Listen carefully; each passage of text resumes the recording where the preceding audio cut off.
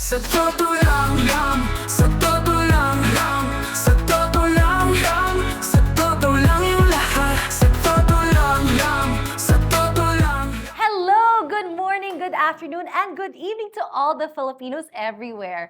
I am your host for this special episode of Sa Totoo Lang of Current PH TV. My name is Karen Bordador. Hello, everyone.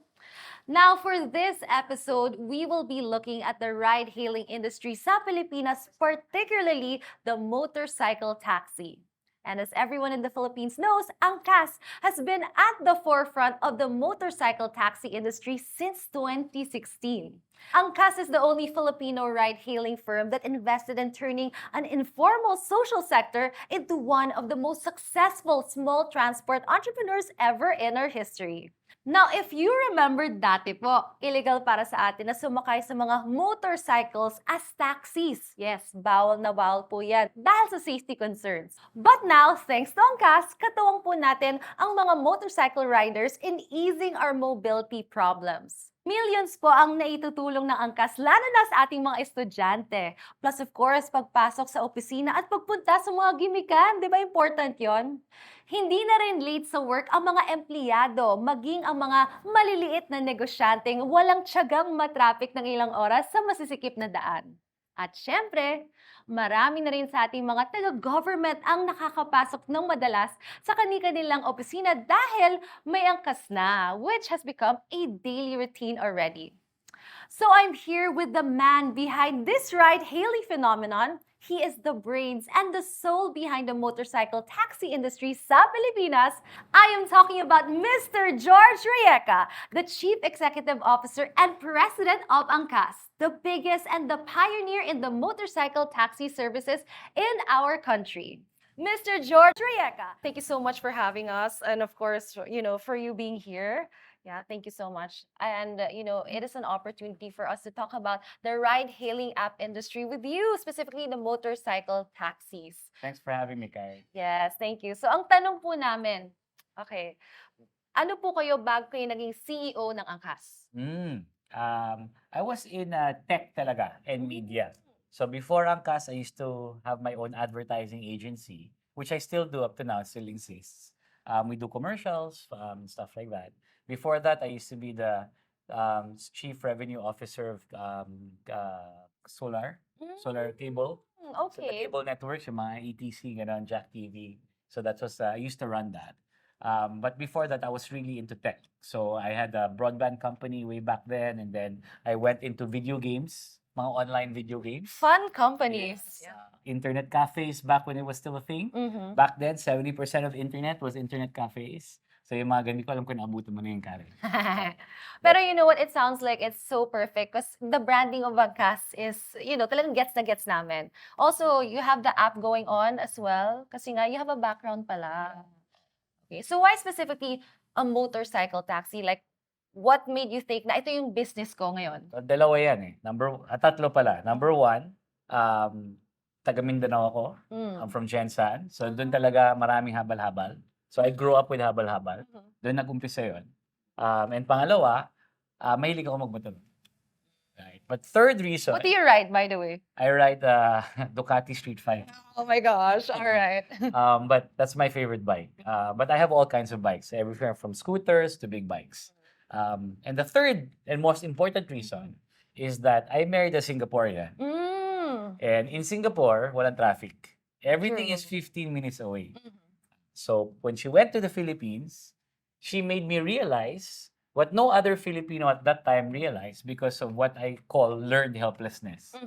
Sa sobrang traffic was become our daily lives, wala na. Hindi natin naiisip na mali yun. And when she was there, she's like, how the hell can you live in this country True. where it takes an hour to go to a 5-kilometer distance? Right? So that's why Ankas was born. Oh, firstly, LDR. Doon ako nakafocus eh. Oh, wow. Okay. How does that work, by the way? Wala lang. Let's just go to the LDR part. Is it still like that? No. So yeah, the LDR was a bit tough, and I used to go to Singapore every weekend actually to F4. visit her. Yeah, and then eventually after that, I couldn't afford it anymore. I was like, hindi na ako pwedeng pupunta dyan. Either lipat tayo Singapore, punta tayo Pilipinas. And then she actually sold her. She's an entrepreneur also. She's a tech entrepreneur. She's actually the one who founded Ankas. Oh, right? So you're the I'm the co-founder. co-founders. Oh, she the boss. Always. Always naman eh. Anyway, Okay. she's the boss in my personal life and my work life. I don't know if that was That's a good nice. idea. Yeah. But yeah, I did see her photo. She's very, very beautiful. Oh, thank you. Kaya she's the boss.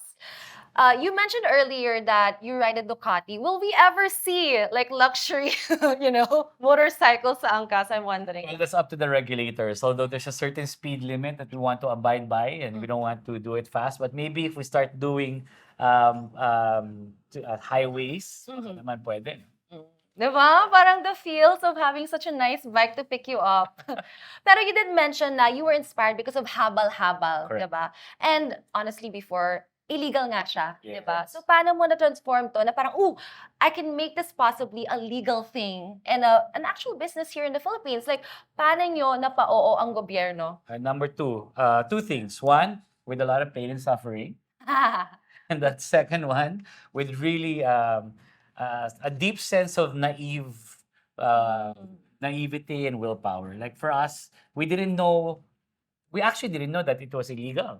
Right? Oh, okay. In fact, Indonesia's doing it, Thailand's Vietnam's doing it. Grab Bike was shut down at that time, which my wife worked for. She launched Grab Bike here in the Philippines in the bike business. But from the perspective of my perspective, at least, Visayas and Mindanao was ridden with habal-habal. Hindi naman sila hinuhuli doon. Diba? Layo kasi. Ngayon na nagkaroon ng branding, nagkaroon ng institusyon, biglang they started, cracking down on it. So it was a long, arduous process. It took us 5 years. Wow. Actually, the first 3 years, we were getting shut down by the government every single year. 2017, we got shut down. 2018, we got shut down. 2019, we went to the courts. Nanalo kami ng injunction sa court. It went all the way up to the Supreme Court. It went through several congressional and Senate hearings. But, a reporter asked me before, would I change anything? In fact, I think that was the major milestone of Ankas. Kasi sa pinagdaanan namin, nakwento yung storya namin sa maraming Pilipino. At nakarelate yung mga Pilipino. And I think that is the magic and the strength of the brand where it is today, as we went through so much and nakita ng mamamayan natin yung journey namin. Kasi we were in the newspaper all the time eh. Laging nagkakaroon ng issue, laging nasisirado. So nakasama yung mga taong bayan doon sa kasaysayan ng Ankas. That's why it has the brand love that it has now. And I wouldn't exchange that for anything. Wow. 5 years? Like, Tapos yung naging legal kami, January 2020, super legal na. After the third shutdown. Yung merong semi-legal, may super legal. wait, what's the semi-legal? So yung pilot nag-start 2019. Pero pagdating nung end ng 2019, pina-shutdown uli kami ng gobyerno. Kasi nga pinapakat yung fleet namin para magbigay dun sa mga bagong entrant na hindi kami pumayag.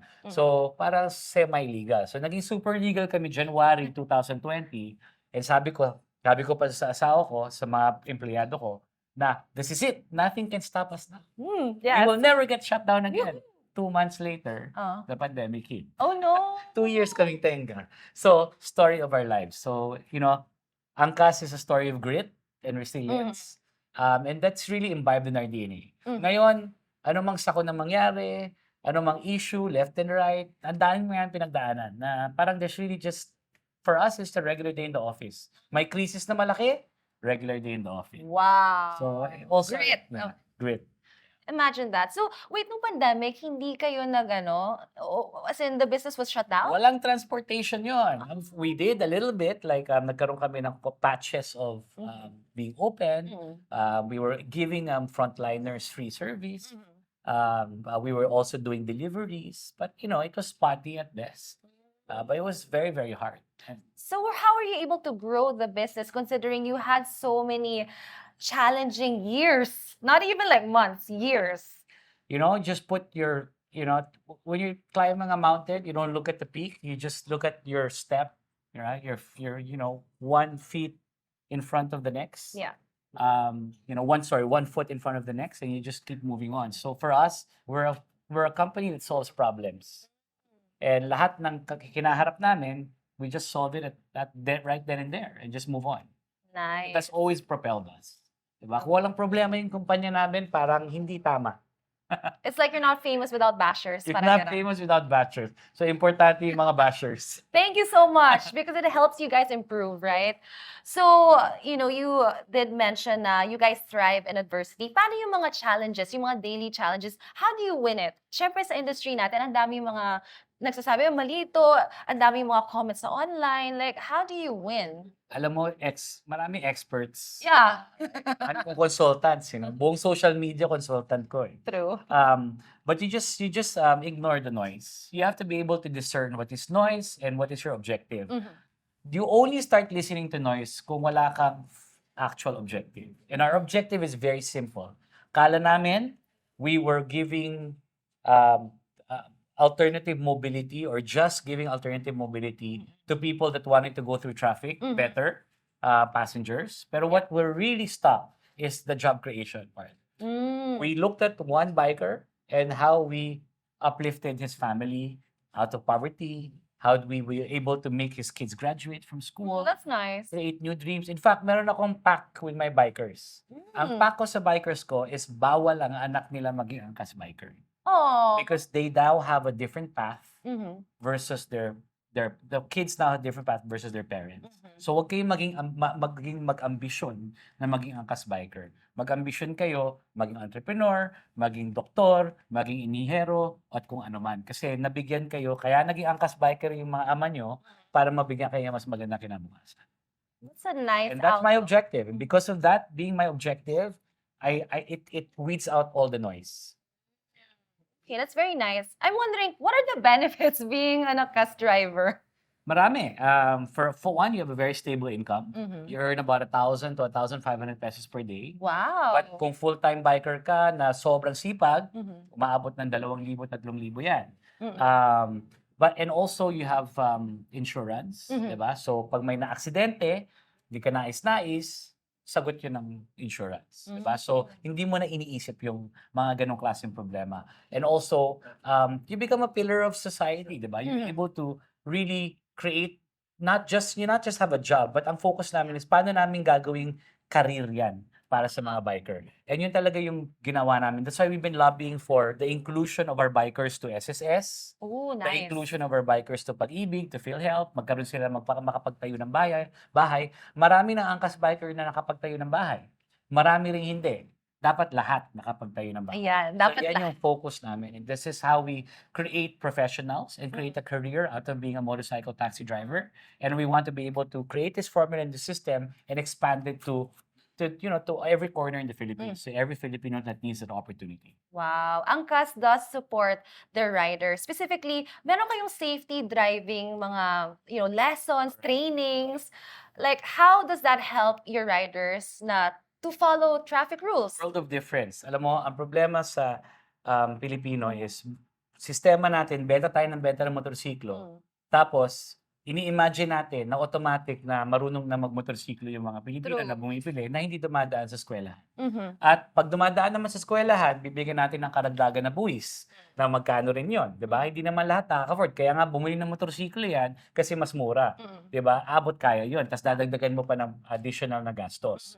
So, nagbibigay kami ng libreng training. At dahil sa libreng training at skills assessment dito, talagang nahahasa sila sa mga road rules, sa mga rules and regulation, and sa pagmamaneho ng motorsiklo na may pasahero. And that has resulted to a 99.997% safety rating. Karen, we're safer than condoms. Ano ba condom? 98% safe lang. Alcohol, diba? Diba? So, No bacteria. Kami 99.997%. So, what we've proven is very simple. Pag tinuruan mo talaga ang Pilipino, pag seryoso ka, pag i-equip sa kanila ng tama, at pagtuturo sila ng tama, pag binigyan mo ng tama edukasyon, albeit vocational, very specific to this vocation, lumalaganap sila at sumusunod. Kaya doon sa mga hindi sumusunod sa rules and regulations, malamang hindi yan dumaan sa proper training. Walang training. Wala kayo sa angkas kasi. Pero you know what? We do know this term, kamote riders. Yun yung mga pasaway sa kalsada. And they say na konti lang to none daw ang mga kamote riders sa angkas. How is that so? Because of the training. The training and also the respect of the profession. Accurate ba yun? Accurate ba yung Yeah, meron pa rin. Marami pa rin. Kasi mahirap rin tanggalin yung habits. Diba? Alam mo yung mga habits na na-form yan over the years. No? You have to break that mold, you have to break that mindset, and it takes a lot of time and a lot of effort. So you really have to go above and beyond. Pero with Kamote, we embrace that. Kasi what we want to do is make sure na maging ehemplo din yung mga angkas biker. Katulad dati, I'll give you an example. Dati, lahat ng motorsiklo nasa pedestrian lane sa intersection. You know, when Angkas started training, nabawal yon. Because nga, protektado nila, pinoprotection nila yung kita nila para sa pamilya nila, susunod sila. And we really do penalize them. Pag nakita ka at nahuli ka, isususpend kita. So, ang ginagawa nila, hindi sila nagpumapasok sa pedestrian lane. Nakikita yun ng mga ibang bikers at umaatras. So, because of that, nakikita rin, nagkakaroon sila ng ehemplo na or modelo na pwedeng gayahin. And sana maging, you know, maging beacon of shining example itong mga angkas bike or mga professional motorcycle taxi drivers for other kamote riders na mahimasmasa naman ng tamang gawain. Nice. In terms of training, I wonder, kasi ito yung mga tinatanong ng mga tao, good hygiene, kasama ba yan sa training nyo? Yes. We do good hygiene. But of course, you know, because na rin nasa araw ka, buong araw, diba? It's not, I have to admit, it's not a super consistent experience. But we're still working on seminars, additional information, and also yung mga charcoal sa helmet. Actually, we give a hairnet to be able to mitigate that experience. Okay. All right. You know, experts say that this industry will grow 25% now, which means that's around $1.3 billion in value. So, ano sa tingin niyo yung basis ng mga experts for this? I think we're seeing it now. No, there's 29 million motorcycles sa Pilipinas. It's right now the preferred mode of transportation or the preferred mode of vehicles for majority of the Filipinos. It's the king of the road, especially in the provinces. There's no more cars. And you see this growing year on year, no? So and most of these people that use the motorcycle, hindi lang nila ginagamit yan, bumibili yan para bumili ng sasakyan. Ginagamit nila ito, tinitingnan nila to as a beacon of hope, di ba? How to get them out of the poverty line. So, lahat yan nasa side hustle. Delivery, messenger, habal-habal. So, it's really bound to grow. And we're not creating a new market. Nandiyan na yung habal-habal, pinoprofessionalize na namin. And ang pinakamagandang metric dyan, hindi yung 1.3 billion, Karen. Ang magandang metric dyan, 80% yan mapupunta sa taong bayan. Wow. Because 80% of that fare goes to the driver. And that's $1 billion worth na mapupunta sa mamamayang Pilipino. Wow. It is beyond minimum wage. Of course. So, we'd rather, sige, apply. Diba? Okay. So, next question. Kamusta na po yung financial status ng Ankas? Nakabawi na ba from your capital, from your investment before? As a startup entrepreneur, you really have to be a little bit crazy. Because, you know, as you know, in all tech startups all over the world, ups and downs yan, roller coaster yan. Right now, we're looking at a good profitable year for us. And I think we're one of the few Southeast Asian ride-hailing companies that have achieved profitability in such a short span of time. But of course, we're a tech company. So as a startup, you really face all of those different financial challenges on year-to-year basis. Like I said, sanay kaming gumuno na yung mundo namin bukas and tuloy-tuloy pa rin ang laban, tuloy-tuloy pa rin ang pagtakbo ng mga kagulong. So for us, 2025 has been a banner year for us.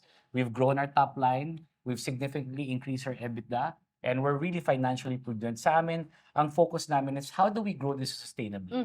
And why are we growing this profitably and sustainably? Why are we looking for sustainable growth and not grow at all costs? Because we care for our drivers. We want to make sure na hindi tayo flash in the pan, di ba? And we've been here for 8 years.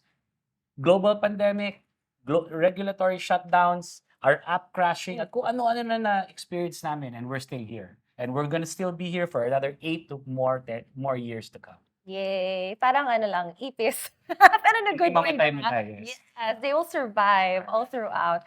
Okay, next one, you know, we firmly believe that Angkas is leading and shaping the direction of the industry. So, sa tingin nyo, why does Angkas continue to lead? For us, we just make sure that we solve problems. We solve real problems. We don't go into anything na hindi problema. We don't go inside a certain situation just to take market share. Ang focus namin is how do we solve the problems of the regular Filipino, from the passenger side and from the job creation side, the livelihood that we provide. And this is a continuous innovation that we imbibe, which is why we're always market leader, which is why we're always a step ahead. Because once they copy the problem, we're off to the next problem. They copy the solution, we're off to the next problem we're solving. Ang hirap habulin. Yeah. Okay. Parang Also, cockroach. cockroach, exactly. Okay, so we are wondering, ano po yung mga upgrades ng Angkas? Like, what can we look forward to this 2025? Madami. We're doing a lot on AI. Mm. We're doing a lot in terms of the algorithm, the matchmaking. Remember, there's a Filipino There's tech company. matchmaking? How There's so? matchmaking. With the passenger and the biker, it's all Wow. about that. And you know, this is a Filipino company, a Filipino tech company, and we're going against tech giants regionally and globally, right? And we are a market leader. So expect a lot of innovations on that front and a lot of expansions also. Right now, we're hoping to get the department order out from Secretary Vince Dizon for motorcycle taxi that will enable us to expand this opportunity to millions of Filipinos that want to use motorcycles as a means for livelihood. So exciting, especially when you include AI to your business. Okay. All right, last question. Since malapit na ang State of the Nation address, yung SONA, ano pong mga wish list nyo or yung mga gusto nyo sanang marinig or maipahiwatig sa ating president as a transport and commuter safety advocate? Well, first, we hope na maging priority bill sana yung ating motorcycle taxi law. And hopefully mapasa na po ito sa 20th Congress. No? Matagal na rin po natin hinihintay at marami na rin po tayo na pag-usapan ng mga provision na mapoprotektahan ng pasahero pati na rin po yung biker natin.